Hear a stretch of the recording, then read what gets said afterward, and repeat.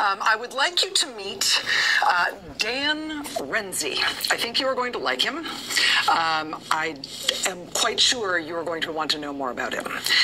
Dan RENZI is a nurse. He lives in Kansas, except for right now, he lives in New York City because he came to New York City from Kansas to help. Hi, it's me. I'm back home after another night of wild, exciting coronavirus fun on the night shift in New York.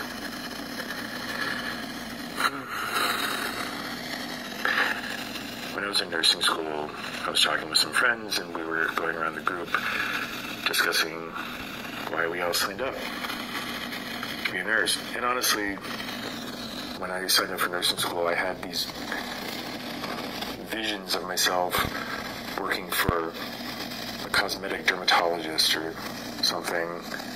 You know, I'd go to work and the Real Housewives would come in and they'd get a little facial filler and a lot of gossip.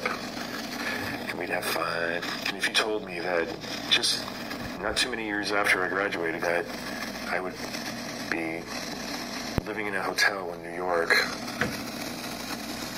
while I was putting bodies in body bags because this mysterious virus was mowing down everybody's grandparents. How do you process that? And I didn't have to come, but at the same time I kind of did. I'm like, well, if I don't come, who will? You know. But it does not make it any easier. Oh, and we got to call families. We got to call a family today because, families aren't allowed in the room. They're not allowed in the building. And of course, people know that it's coming, that phone call, but it doesn't make it any easier.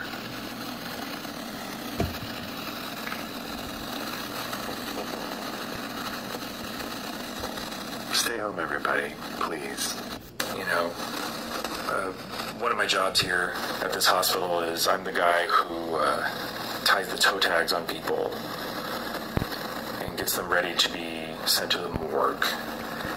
And they have me do this because I'm the biggest one on the floor and I can lift them easily in bed. So I've been looking at a lot of faces. And I keep seeing my parents.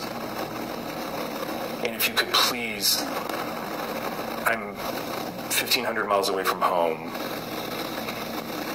If I can't do anything about it here, so I'm just going to ask you guys a favor. If any of you ever see my parents out and about, just tell them to go home.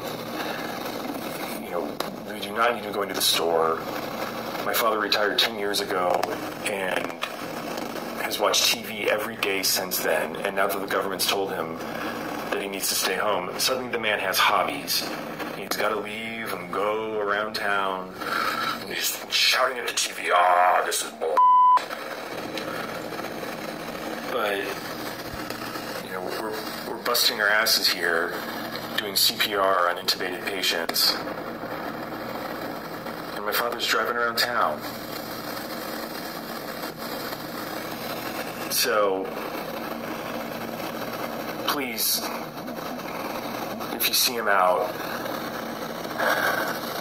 just tell him to go home. They do not need to be out. They can wait this out.